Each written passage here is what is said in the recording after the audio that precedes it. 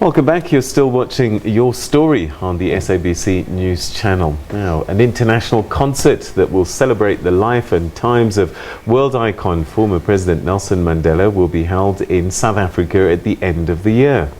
Well, the aim is to encourage people across the globe, especially young people, to do good deeds and take an interest in what's happening in their respective countries.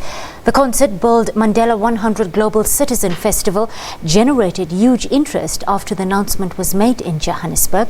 News that the free entry festival will be headlined by Beyonce and Jay Z and local artist Casper Novest took many by surprise. But in the true spirit of Madiba, revelers will have to show that they have made a difference in ending poverty before they can get their share of the 100,000 tickets on offer.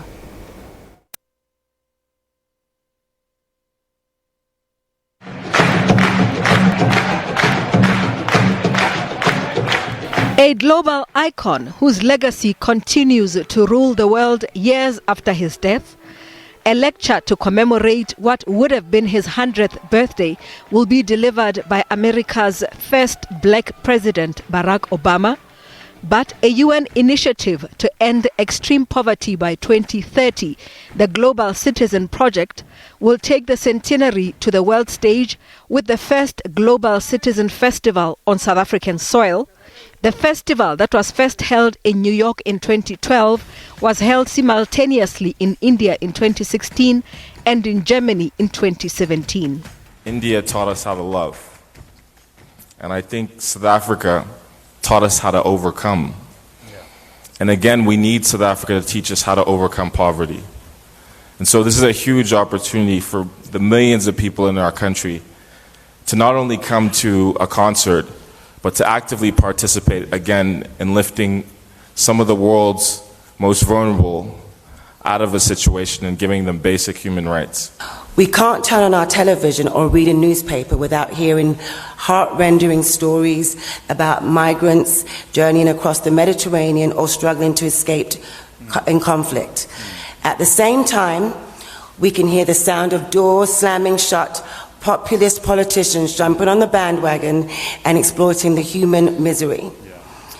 So when you think about it, all of us in here, we are all global citizens, whether we like it or not. Air travel, social media, climate change, and television have connected us to such a degree that it is no longer possible to put our head in the sand and pretend our brothers and sisters do not exist. I saw the festival in New York last year, and I was absolutely amazed at how it mobilizes young people to hold their leaders accountable. It is truly fantastic.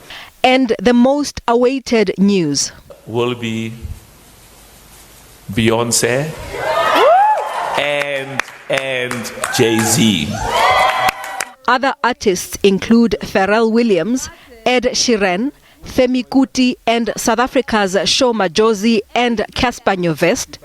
Hosts include Oprah Winfrey and Forrest Whitaker, and the presidents of Ghana and Botswana and the Prime Minister of Norway have confirmed they will be attending. This campaign aims to raise 13.5 billion rand worth of new commitments to end the injustice of hunger and malnutrition, to ensure that every child on earth gets the quality education that they deserve, to halt the spread of HIV and AIDS and other neglected tropical diseases, and to provide that basic requirement of clean water and sanitation.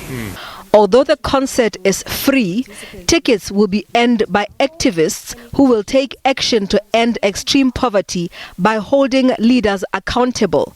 Statistics show that 27% of children are stunted in South Africa due to malnutrition, and 800 women die while giving birth.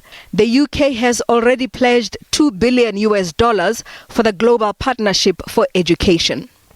I don't believe the world needs more charities. I believe fundamentally the world needs more justice. And the way that's going to happen is when citizens can hold their leaders accountable for the promises that they make to achieve the Sustainable Development Goals.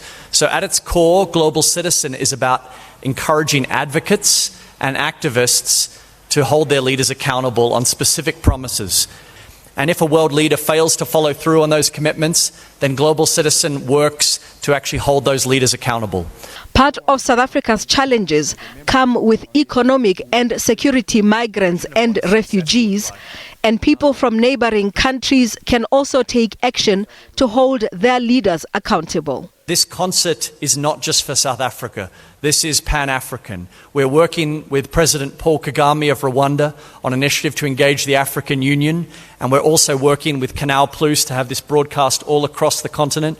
The impact of the festival is expected to remain after December 2. We're also setting up a Leave Behind fund that for the next 4 years post the festival will finance and support young advocates to be able to hold their own leaders accountable at a grassroots level. I'm very confident that after this wonderful concert, on an ongoing basis, ordinary South Africans, ordinary people in Africa, and ordinary people worldwide will feel the commitment and the inspiration, as well as the spirit of giving by those who are in a position to do so.